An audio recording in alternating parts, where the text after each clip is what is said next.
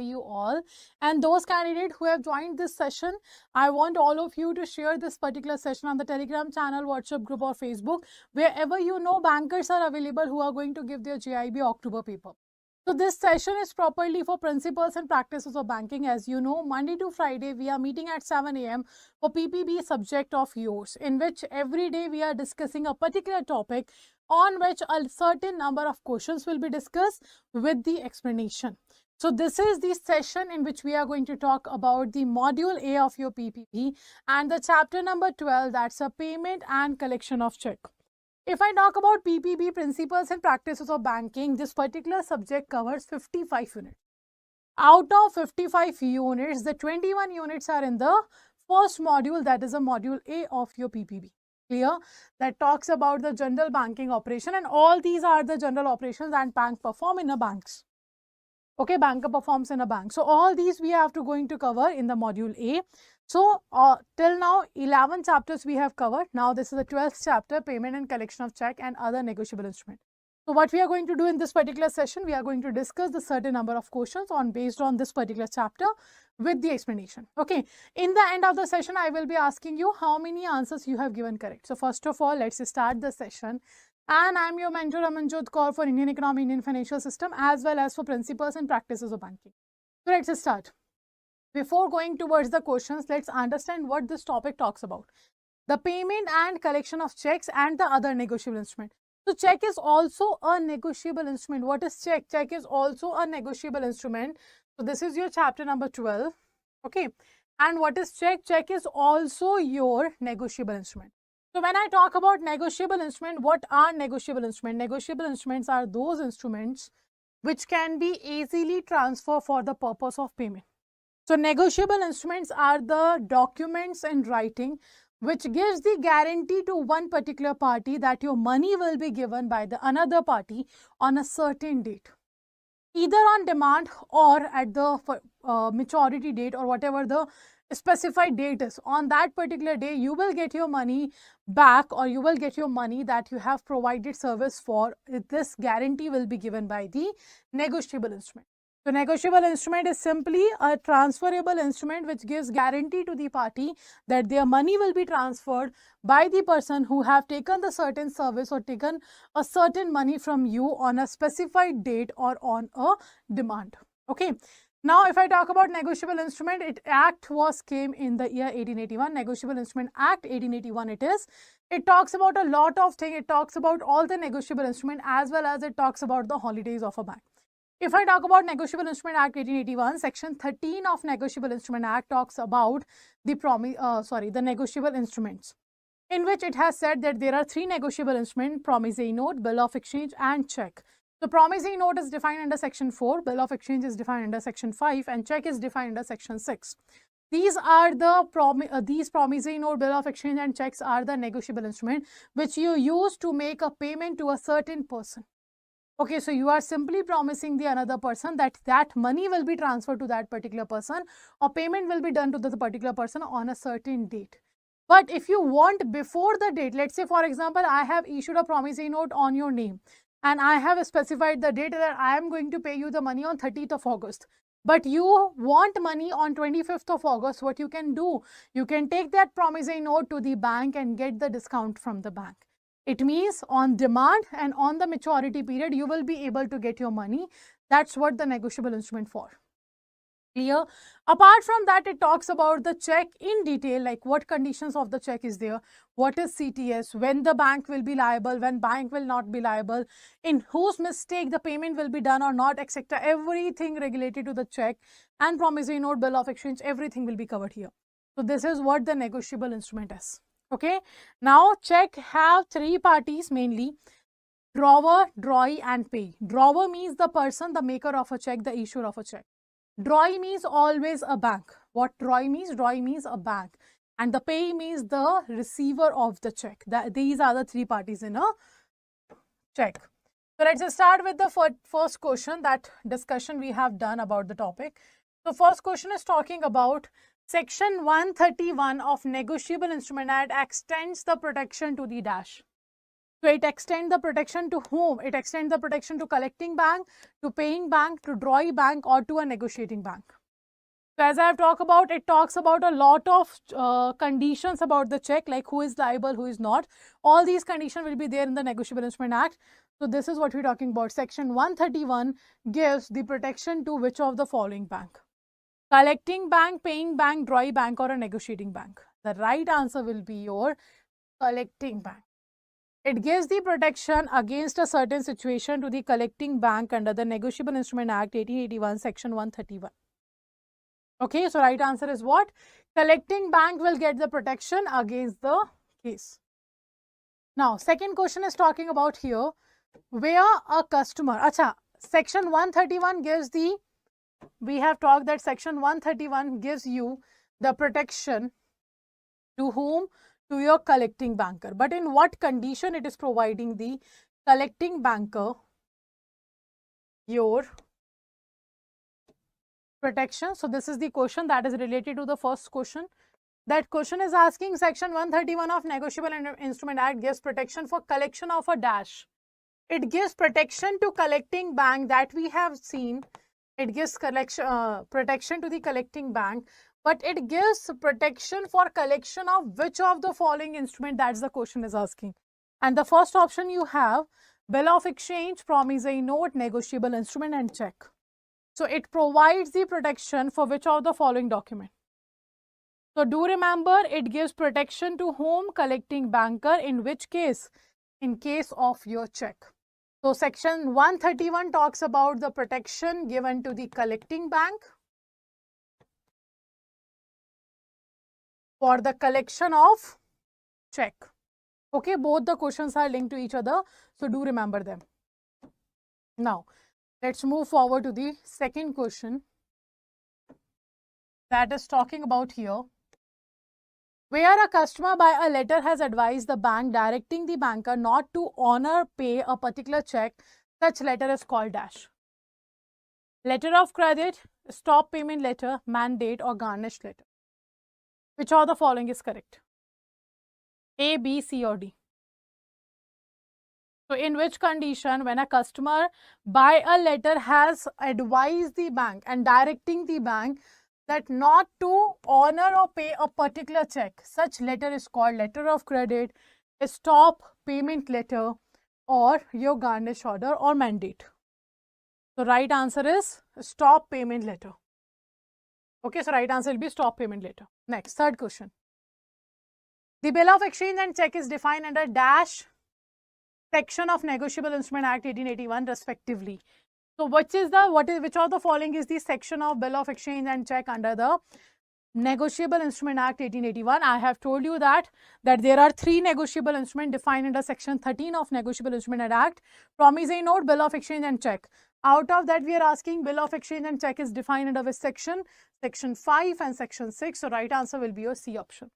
So Section 5 defines the bill of exchange and Section 6 defines the check. So right answer will be your C option. Now, the next question is talking about promissory note is defined under dash section of Negotiable Instrument Act. So which particular section talks about the promissory note? Section 5 talks about bill of exchange. Section 6 talks about check. And Section 4 talks about the promissory note. It talks about what? It talks about the promissory note.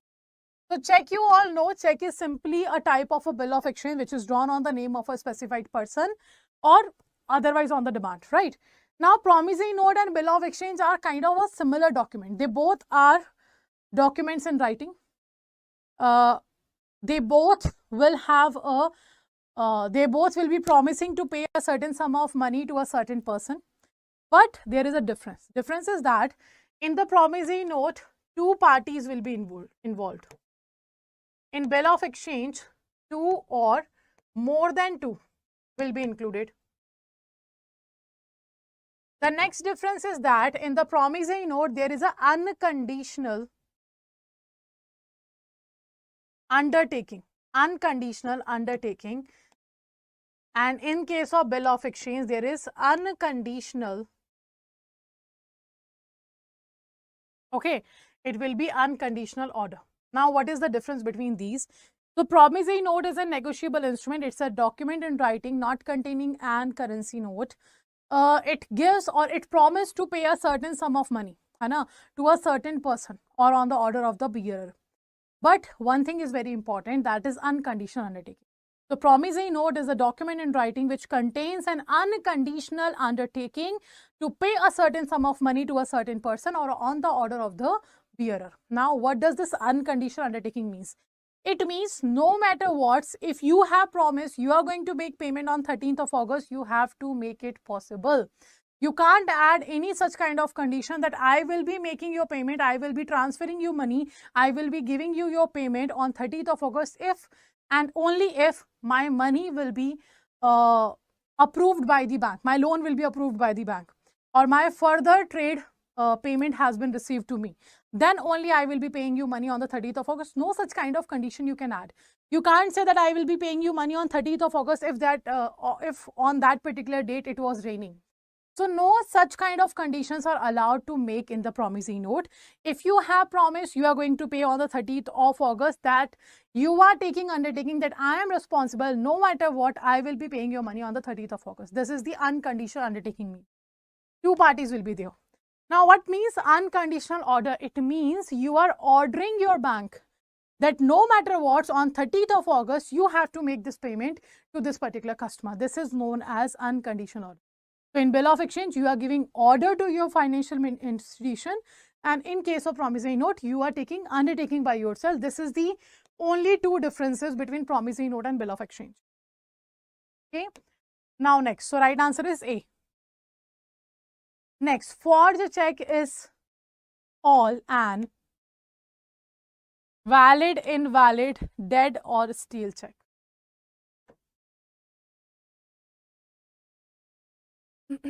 So, question is asking forged check is all an valid, and it can't be a dead check. It can be a stale check. A stale check means when the validity of a check is expired. When the validity of a check is expired, that check is known as your stale check. And the validity of a check is 3 months. If this validity expired, then the check will be stale check. So, it can't be the right, it is the invalid. So, forged check is all an invalid check. Right answer will be B. Next, payment in due course is defined in which section of Negotiable Instrument Act 1881? So, payment in due course is defined under which particular section? You have to answer. Section 4, 5, 10 or 31. Which particular section talks about the payment in due course? So, what actually the payment in due course means? When we talk about payment in due course, it defines like making the payment apparent within the apparent tenure of the instrument. Okay, in a good faith and without negligence of to any person in possession, so thereof under circumstances which do not afford a reasonable ground for believing that it is not entitled to receive payment of amount therein mentioned. So, payment in due course means simply the payment in accordance with the apparent tenure. Like I have told you, check has a validity of 3 months. So, when you are making the document available on an apparent tenure, that is the payment in due course. Okay, that will be known as what? That will be known as your payment in due course. It cannot be defined under 4 or 5 because we have said promissory note and bill of exchange is there. It can be C or D only. So, right answer is C. In the section 10, it talks about the payment in due course. Okay. Now, next question. A check favoring Mr. Rajkumar or order is stolen. The thief endorsed the check as a Rajkumar in his favor. The check is presented in clearing and paid by the drawing bank. The true owner later on sent legal notice to the bank. What is the liability of the bank? In this case, this is a kind of case study. What will be the liability of a bank?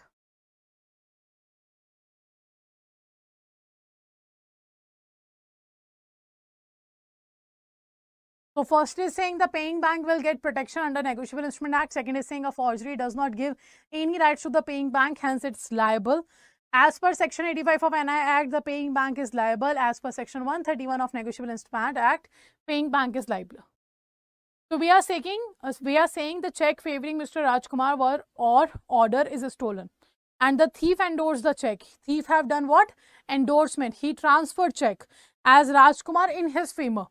It means he have done the forged signature of the Rajkumar. No? That's why he was able to endorse the check. So check is presented in clearing and it was paid by the drawing bank. The bank has made the payment to Mr. person who has taken the check, who was the thief. So in that situation, the bank will be liable or not? In this situation, the paying bank will get protection under the NI Act. The bank will get protection under the NI Act because it was stolen and then it was endorsed. So right answer will be A.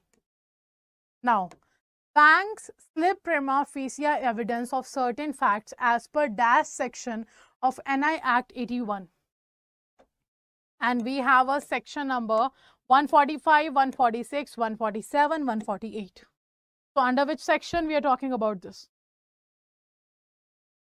So banks slip prima facie evidence of certain facts as per your dash section of Negotiable Instrument Act. First of all, it means what? It means the evidence of complaint may be given on affidavit, and that is subject to all just exceptions be read in evidence in case of any inquiry. So, or the trial if happens, or other proceedings if happens. So, the court shall on production of the bank slip or memo with the official mark that denoting that the check has been dishonored or presume the fact of dishonor of such check unless it is disproved. So that will means the bank slip prima facie evidence of certain facts, and it is defined under the section 146 of Negotiable Instrument Act 1881. So the right answer will be your B option. Next. Crossing of a check is defined in which section of Negotiable Instrument Act 1881? So crossing of check will be of three types. Okay, the crossing of check will be of three types. So the sections are there 123, 124, 125, both A and B. Which of the following is correct? If I talk about the crossing, there are three types of crossing. We have a general crossing, okay, in which you will find this is your check. On the left side top, two parallel lines will be there. Then we have account pay crossing. In the two parallel lines, left top it will be written account pay. And the third special crossing, at the left side of the top of the check, two parallel lines will be there. It will be written account pay and the name of a particular bank. These three types of crossing will be there: general crossing, account pay crossing, special crossing. Okay. So it is defined under which particular section?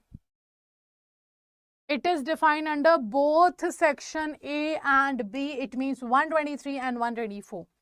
So section 123, 124 deals with two types of crossing, that is general crossing and special crossing. Okay, 123, 124 talks about the general crossing and the special crossing. The right answer is D, both. Next, section 131 of Negotiable Instrument Act gives protection for collection of account in the application. Then go to the JAIIB CIB section, JAIIB October 2023, and all the batches and Mahapack will be in front of you. If you want to go with the batch, you can go with the batch, or either you can go with the Mahapack also. So click any whatever product you want to enroll. The process is same. I will let you know one process. So let's say you want to enroll in the Mahapack. So before enrolling, first of all, whatever product you want to enroll, do check the offerings of the product. You will get live classes, conceptual classes, test series will be in the two form, topic wise as well as full length mock tests. Ebooks will be available, videos will be available, mini marathon, Maha marathons. All these are the part of your Mahapack. Okay, and the validity that you want, that you are comfortable with, three types of validities available. Because right now double validity is going on, so 6 plus 6, 12 plus 12, and 3 months validity will be there.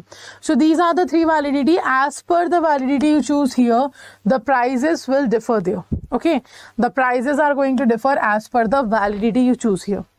Clear? For 3 months, for 12 plus 12 months, for 6 plus 6 months. So however, whatever validity you want to enroll, just click on the buy now option, and then you have to apply the code MOON80. Just apply the code. While you applied the code, you will find that there is a 80% discount going on, plus 1% additional discount will be available if you purchase from the application. So this is the price where you get 1% more discount if you purchase from the application. So this is one of the benefit of application. Apart from that, on the application you will find the quizzes and a doubt session, etc. Now, how to, if you find any kind of problem at the time of enrollment, this is the number given to all of you. You can call on this number and contact and ask your query here. Now, apart from that, the same process will be used to enroll in any particular batch or any particular Mahapack. Clear? Now, let's end the session here, but before ending the session, I will let you know what happens on Saturday, Sunday. So first of all, Monday to Friday, your regular session, 50 days, 50 classes are going on for all the subjects. For PPB at 7 a.m, for IE, IFS at 7:30 a.m, you can join the sessions live. And on Saturday, we will be having a weekly revision session. And on Sunday, we are having a special session in which master class, 50-minute, 50 questions or certain rapid fire questions we are coming up with, so that you will get maximum content in a 1 hour. So this is the schedule of YouTube for all of you. So if you want to attend all these classes, if you want to check all these classes, simply go to the Office Azara YouTube channel. You can go to the playlist. You will find each and every recorded video available for you till now. Okay, so this is how you can check. And to get further classes, you have to subscribe the channel and press the bell icon so that all the upcoming sessions notification will be given to you, all of you, from the channel. Okay, so we will be ending the session here. Thank you all for joining the session. Last but not the least, do not forget to share the session and subscribe the channel. Also, do let me know in the comment section what is your score. So thank you all. Have a